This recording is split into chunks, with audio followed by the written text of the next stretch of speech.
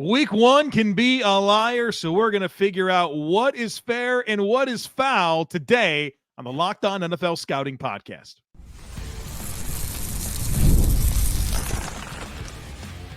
You are Locked On NFL Scouting with the Draft Dudes, your daily podcast for NFL and college football scouting. Part of the Locked On Podcast Network, your team every day.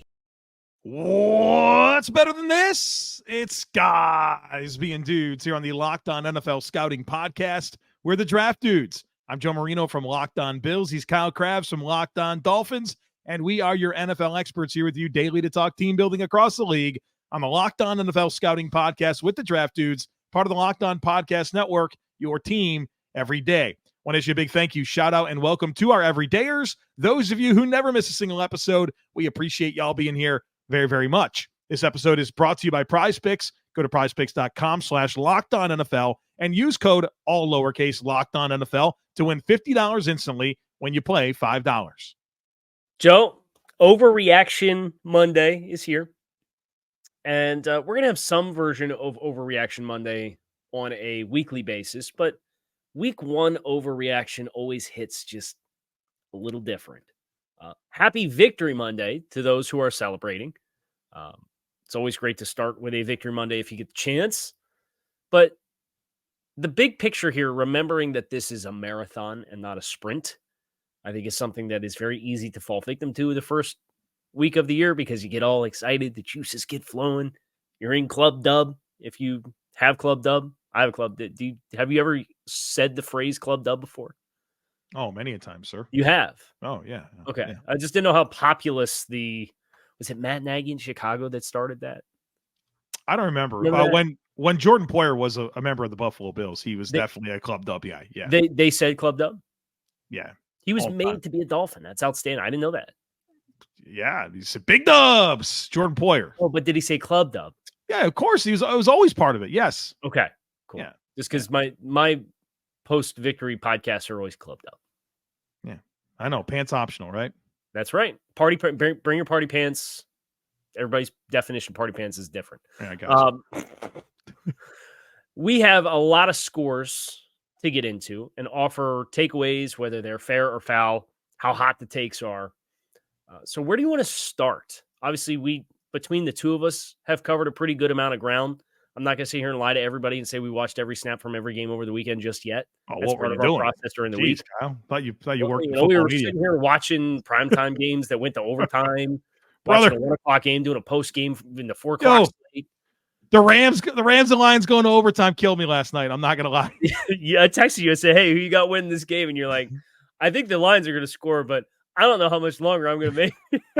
Brother, I had a quick flight back from Buffalo to get back home, man. I was cooked. I was enjoying that game.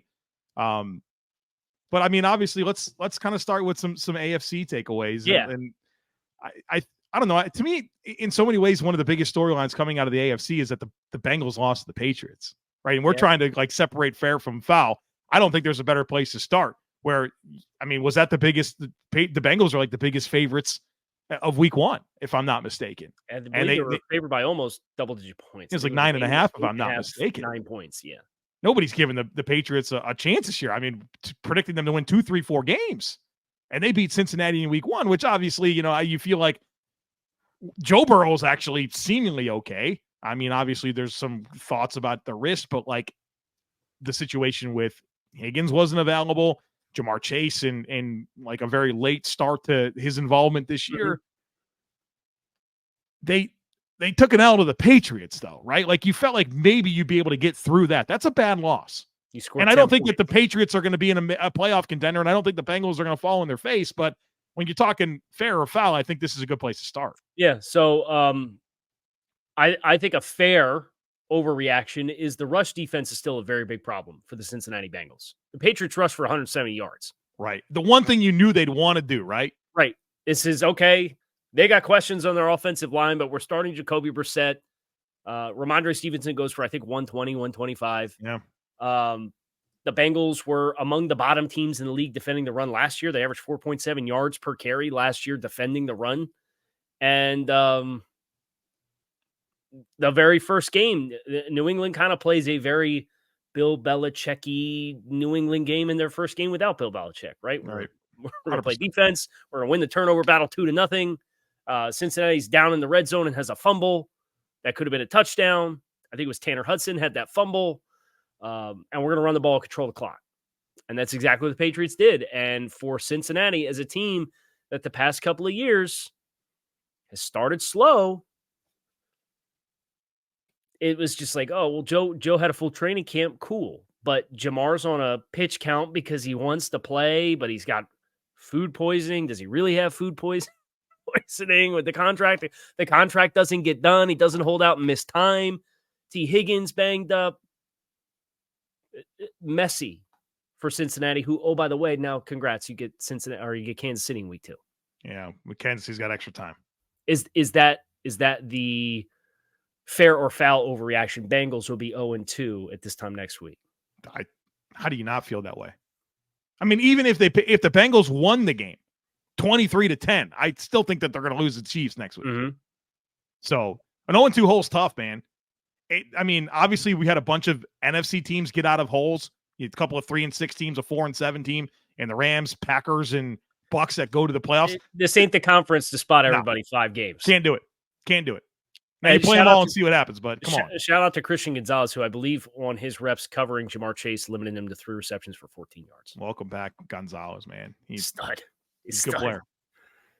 I know we're doing like AFC right now, and this is an AFC NFC game, but like I think the Cleveland Browns are another big talking point coming out of week 1. They get demolished by the Dallas Cowboys. And for any question that you had about Deshaun Watson going into this season, those questions are intensified by the way he played. Mm-hmm. Yeah, the stat line was bad, and the film was exponentially worse than the stat line. He could have had 6 turnovers in this game. The accuracy, you can tell when he has to try to drive the ball, it's not there. He's looking to drive the ball down the field, and we got these looping moon balls we're trying to throw in rhythm with velocity to hit guys in stride, and it's behind and at guys' ankles. There's managing a rush, and to be fair to Cleveland's offensive line, both starting tackles were out for the game? If I'm not mistaken, yes. So not great to play Micah Parsons with 2 backup tackles. I get that. But it was the in structure stuff, and it was the timing oriented stuff for Watson. And we came out here and said, yeah, no, just give us average quarterback play. I don't know that average quarterback, that's the fair or foul here, is average quarterback play for Deshaun Watson is not coming. It's not coming because he was brutal yesterday. You can't have 45 passing attempts from Deshaun Watson either, right? Like, unfortunately, the reality of how Cleveland has to play games and the game script that they need to win games is it's not 45 passing attempts. And I think they have some hard questions to ask themselves. There's no good answer to this Deshaun Watson contract situation, but I think the worst thing you can do is continue to play him and get these types of results. I mean, you have Jameis Winston. You made a decision to go out and get Jameis Winston this offseason because you had young quarterbacks. You made the decision to go out and bring in Tyler Huntley and Jameis Winston as backup quarterbacks who have starting experience. Right. I don't think that's a coincidence. And it's like, we just got done saying this is not the conference to spot everybody a bunch of games. No. And you got Dallas at home and get absolutely whitewashed. I mean, that game was over at halftime. I turned it off. Now, I went back and watched some cut-ups and some reels of the film that's come out this morning to make sure I was in a good place. But they're at Jacksonville. They play 4 of their next 5 on the road. And they're not all teams that you look out and you say, wow, that's really imposing. But Jacksonville's a team that's kind of licking their wounds after, they were up 14 points in Miami and ended up not winning that game. I guarantee you Jacksonville's going to play ticked off. And I think they ran the ball pretty well against Miami. So I think they're a team that can kind of off-put a lot of what Cleveland's Jim Schwartz aggressive defense is looking to accomplish. So I'm very worried about Cleveland falling into a hole here. I mean, of the 4 road games, I don't think I'd pick him to beat Jacksonville right now. I don't think I'd pick him to go into Philadelphia and beat Philadelphia. And that Raiders defense is a tough assignment too. You got to go to the West Coast and play the Raiders in that stretch too. All right, folks. Obviously, we're just scratching the surface here today and sorting through fair or foul week 1. Be sure to stick with us. PrizePicks is America's #1 daily fantasy sports app with over 5 million active members. PrizePicks is the easiest and most exciting way to play daily fantasy sports. Unlike other apps on PrizePicks, it's just you against the numbers. All you do is pick more or less on 2 to 6 player stat projections and watch the winnings roll in. PrizePicks is also the only real money daily fantasy sports platform with an injury insurance policy so that your lineups stay in play, even if one of your players gets injured. PrizePicks also puts their members first, so all withdrawals are fast, safe, and secure. When my picks hit, I can get money in as quick as 15 minutes. So download the PrizePicks app and use code LOCKEDONNFL and instantly get $50 when you play $5. That's code LOCKEDONNFL on PrizePicks to get $50 instantly when you play $5. You don't even need to win to receive the $50 bonus. It's guaranteed. PrizePicks, run your game. This show is sponsored by BetterHelp. When your schedule is packed with kids' activities, big work projects, and more, it's easy to let your priorities slip. Even when you know what makes you happy, it's hard to make time for it. But when you feel like you have no time for yourself, non-negotiables like therapy are more important than ever. If you're thinking of starting therapy, give BetterHelp a try. It's entirely online, designed to be convenient, flexible, and suited to your schedule. Just fill out a brief questionnaire. That'll get you matched with a licensed therapist. You can switch therapists at any time for no additional charge. Never skip therapy day with BetterHelp. Visit BetterHelp.com/LockedOn today to get 10% off your first month. That's BetterHelp, HELP.com/LockedOn.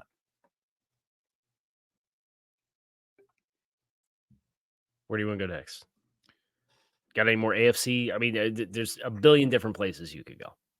Can we generally talk about the rookie quarterbacks and how it was just a rough debut for all of them? Yeah. Let's do that. Let's talk about. Let's start in Chicago. With Caleb, they won the game. Congrats. The most bizarro winning. And look, I went to Tua's first start against the Rams as a rookie, where he was like 10 of 22 for 140 yards and a touchdown, and the Rams had like 400 yards of offense, and the Dolphins defense outscored the Rams offense in that game.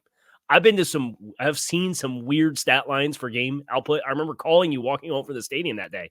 I'm like, I'd almost rather they scored 28 points and lost based off like winning the game with how the offense looked. Right. That one in particular, and I saw a good bit of that performance for Caleb.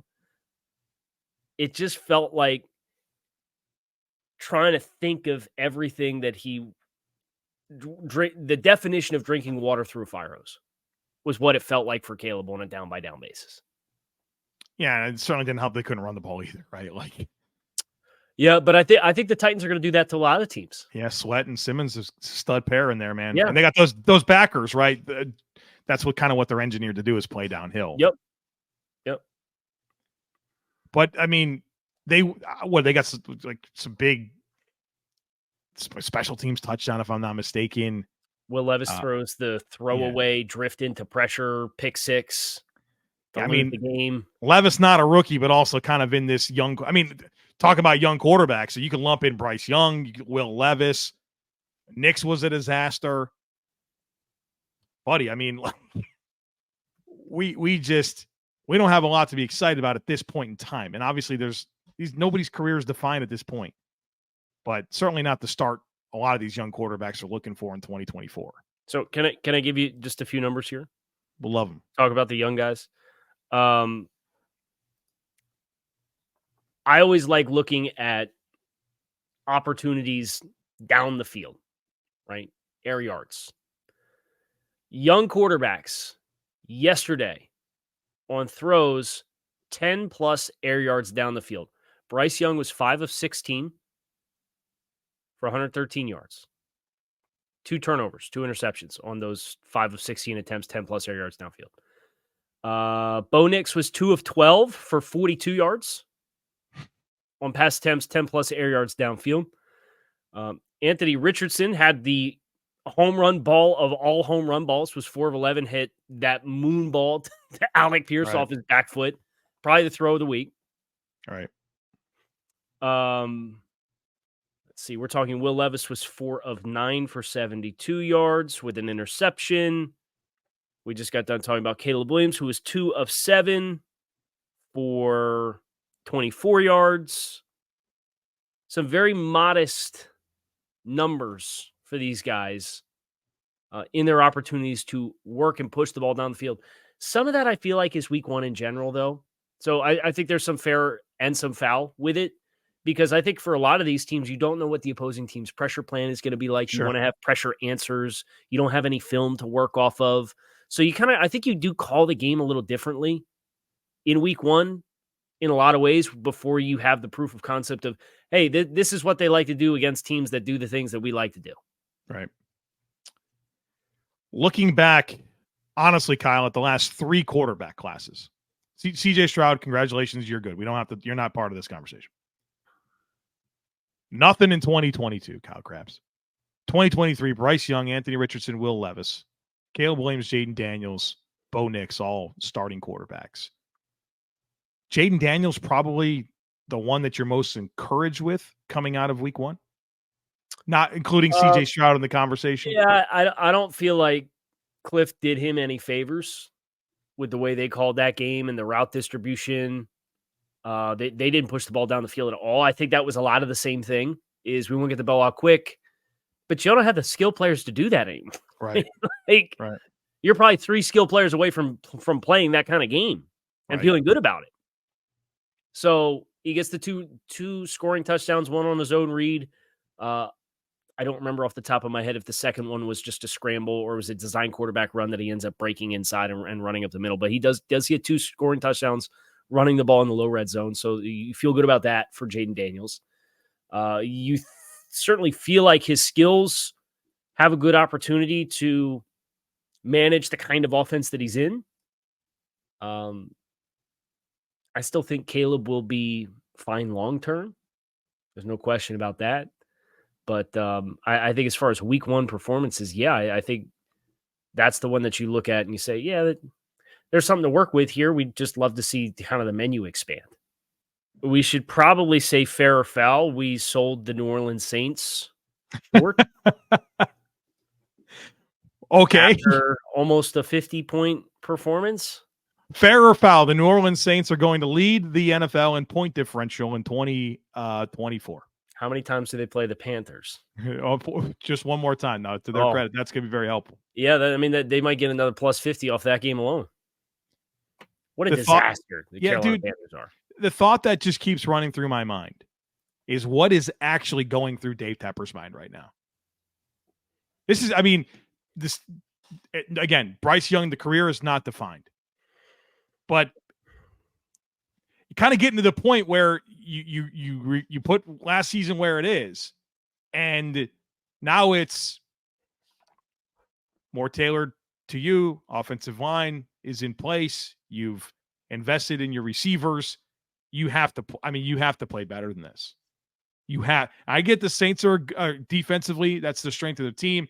It's on the road. It's the first game in this new system. But to me, respectfully, it goes back to the scouting report. And if you saw Bryce Young a certain way, all right, cool. Then you probably can continue to find optimism.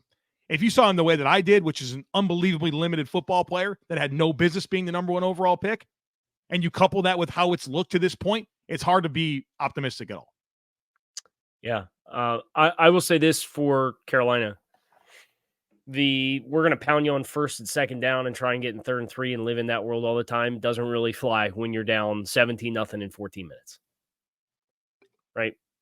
Just totally get away from, Dave Canales is going to sit here and preach, we're going to run the ball.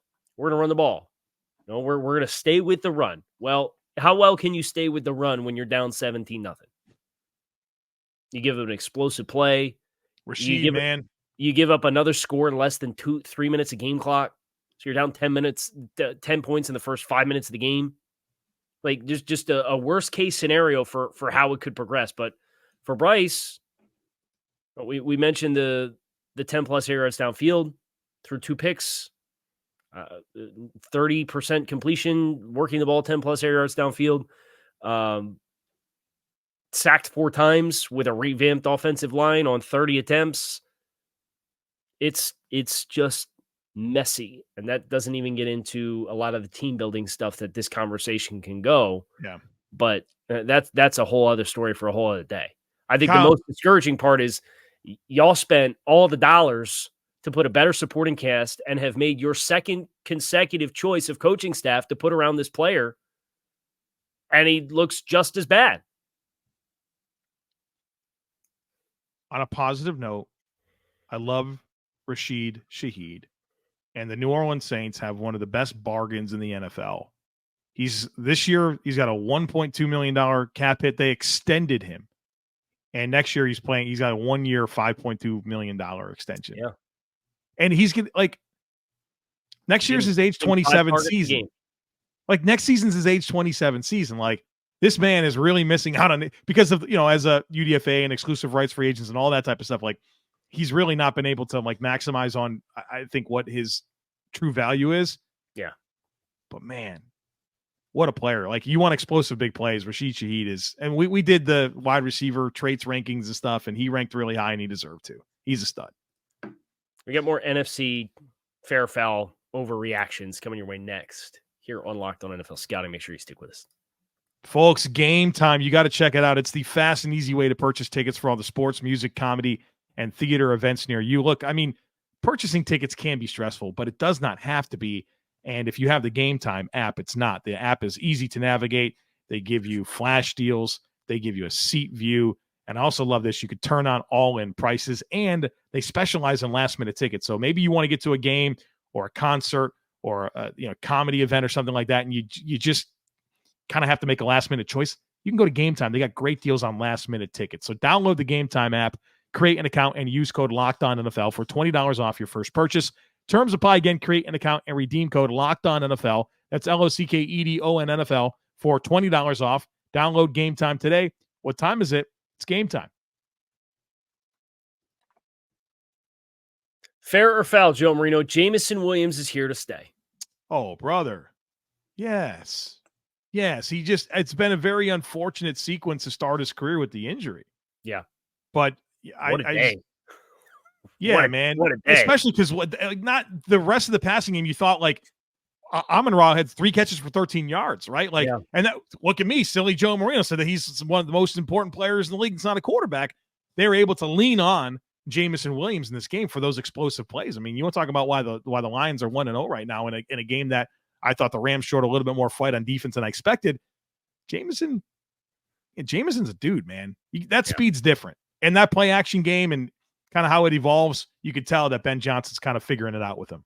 Yeah, I like what I appreciated most about that game was Detroit felt like they were in control. The Rams, Matt Stafford did Matt Stafford things under duress, making unbelievable throws. Monster. Not even looking at the guys he's throwing the ball to. Right, that deeper cross under pressure with 2 guys in his face, in stride, unbelievable. The toe tap from Cooper Kupp along the sideline, unbelievable. Oh, that catch was sick. Sick. 21 targets for Cooper Kupp. He tied a career high in receptions. 21 targets. So Tyler Johnson making plays too, man. So you're obviously worried about the long-term outlook for Puka, but having a guy like Tyler Johnson who can step up and make some plays is huge for the Rams. But the Rams, Stafford does Stafford things late in the game, trying to do some heroics. Detroit, they get down into a position and they kick a field goal, and then they just said, back to basics. You've got a young, undermanned, and gassed defensive front. And we have one of the best offensive lines in football. So we are going to put David Montgomery in the game, and we're going to kick your butt from here to the end zone. And that's exactly what they did. Did that last year against Chiefs in the opener too, right? Yep. So all right, we're going to ride this thing. Love that complimentary duo, and certainly they get a lot out of it. So Detroit finishes 31 carries for 163 yards, average 5.3 yards per carry. The Rams finished 23 for 83, 3.6 yards per carry with they're already down to Avila went out. Bro. They're on their 3rd string tackle. Oh, that left tackle's having nightmares thinking about Aiden Hutchinson right now. I'll tell you that. Yep. Boy, that was tough to watch. So you're down Puka Nacua, you're down 3 starting offensive linemen, like all the youth on defense. A very gutty performance from the Rams. Is it fair or foul that maybe we sold them short with some of the questions that we have about them? Maybe. I think maybe so. I mean, I think that's what's been probably the most impressive thing to me about Sean McVay throughout his. I mean, the resume, it's pretty big at this point. It's like guys that I just have doubt for. Like, hey, I'm not sure that this is like starting caliber players. Figure it out, right? They just continuously do that. And so they are amongst the best for all of the less need F them picks strategy that kind of got them kickstarted. Right. They're amongst the better talent and program development teams in the league right now. Right. I don't think that's foul to say at this point. You look in-house at some of the players that have turned into impactful players for them, like Kyron Williams, like Puka Nacua as a second-year player. On defense, the Kobe Durant's of the world, right? You think about all of the linebacker questions that we have. Even Ernest Jones, before he was traded, was a player they developed and turned into a good player. Yeah. So, what else you got on NFC side of things? Tampa, I mean, we talked about Washington, but Tampa going out and scoring 37 points on Dan Quinn's defense in the debut. Baker Mayfield 4 passing touchdowns. I'm sure you're swooning if you're a Bucs fan today. Being able to, I mean, Bucky Irving, right, brother? Dynasty Joe Marino, dynasty owner of Bucky Irving. Very excited right now, sir. Doubled up Rachaad White on 6 less carries. Yeah, almost 5 yards. Math not great. Almost 5 yards more per carry, right? Yeah. Almost 4.8. I did that math for you, so you didn't have to. Thank you. You round that up, that's 5. I mean, that's pretty good. It's pretty good math there by Joe Marino on the fly. I don't know. I think I'm really excited after seeing. I saw Tampa up close in the preseason, and then obviously you have the performance that they had in Week 1. Credit where credit's due. Liam Cohen, who was responsible for the glow up for Will Levis in Kentucky before he left to go be with the Rams and then came back to Kentucky and is now up in Tampa Bay. This might work. And the contrast and the cruelty of that for Cleveland fans, who we've already talked about. Yeah. On a day in which, this was get it all together. I think somebody on the timeline rebumped the headline. The Browns want an adult at quarterback, so they might trade Baker Mayfield. Baker's going to be that next guy that we see here and we look at when we talk about the importance of quarterback development and giving the guys a chance to grow into jobs. And I think the Cohen offense, I think it's going to work because they got a physical offensive line. I don't know how good the team is going to be. They have some long-term questions with aging wide receivers, but for the time being, I think Tampa's going to be a tough out. And I believe the last time I did a playoff predictors, which you lose track on because I do them every other day, I think I had Tampa as a wild card team. Well, and the Falcons certainly dropping to Great Pittsburgh. Transmission. Great right. transmission. And I was always a little bit nervous about this offense. Just what's it going to be like with Kirk? You like the idea of it, but coming off of the injury, new situation, no real reps in preseason. He's bad. Yeah, he's bad, right? And I think that on the other side, I think the Steelers do have a good defense. I really like kind of the makeup of their defense, but obviously Justin Fields starts this game and they're able to come away with a win. And I mean, we both picked Atlanta to win this game. I think this is a bit of when you think about this NFC South right now, I think you're feeling a lot better about Tampa. In New Orleans, you knew exactly what Carolina was, dumpster fire. Mm-hmm. And then like Atlanta was kind of the hot name here. It's like, okay, a lot of season left, obviously. But I feel like Atlanta's a team now that now you're like, oh, maybe we do need to see this come together, right? So, yeah, here's my takeaway on Atlanta. For as good of a defense as Pittsburgh has, it to me is unacceptable for Drake London to go for 2 for 15, for Kyle Pitts to go 3 for 26. Now he had a touchdown. But he went 3 for 26. And for Bijan Robinson to go 3.8 yards per carry and not get in the end zone.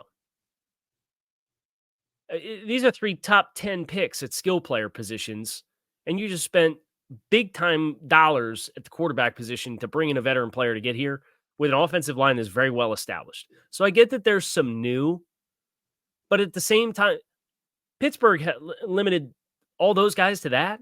Really? Now, TJ Watt played a monster game, so you acknowledge that. But I don't know. That's the story for me for Pittsburgh or for Atlanta is y'all sunk all these picks into these elite skill players or players that we think have elite physical ability. And for you to come out with all the changes and to get nothing really to show for it to start another season, it has to be super frustrating. Giants real quick.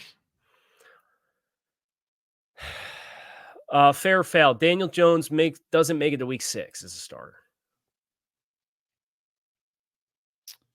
I mean, I think that's probably a good chance of that being true.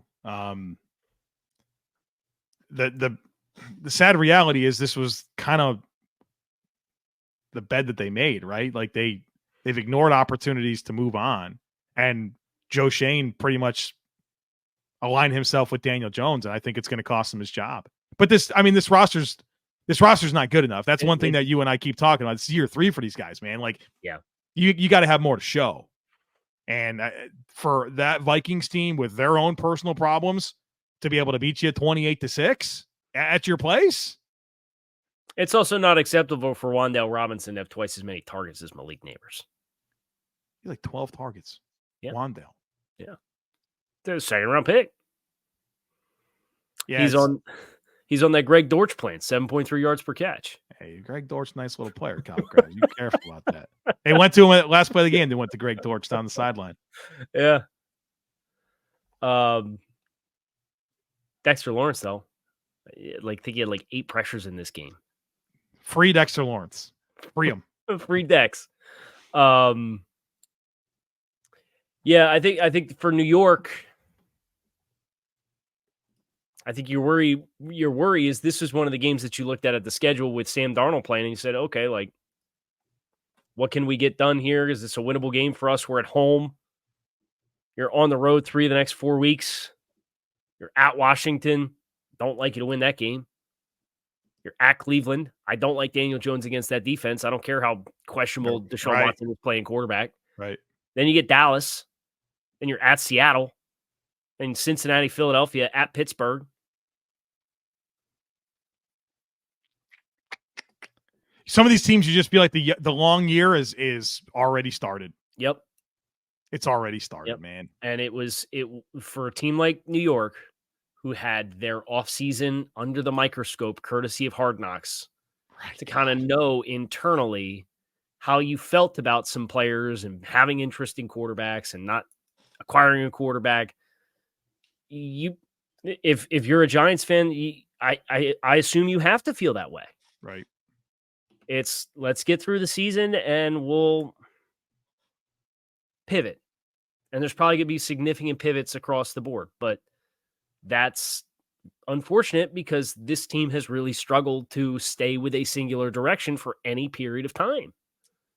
Daboll would be the blank straight head coach to not make it to a 4th year as the head coach of the football team. Oh, it's probably 4, right? 4 or 5, something like that. It's been a minute. 2, 3, 4, 5. Tom Coughlin. Boy. Back in 15. Then you go McAdoo for less than 2 seasons. Shermer for 2 seasons. Joe Judge for 2 seasons. Brian Daboll's in game 1 of his 3rd season. And we're already talking about it. Tough. Yep. So we'll see. It's a long season. A lot can change. Some teams probably feel better about the changes coming than others, but we'll be there every step of the way. You can find us on YouTube or wherever you listen to your podcast. I'm Kyle Crabbs. He is Joe Marino. We appreciate you guys for checking out the show. Make it a great rest of your day, and we will be back again tomorrow.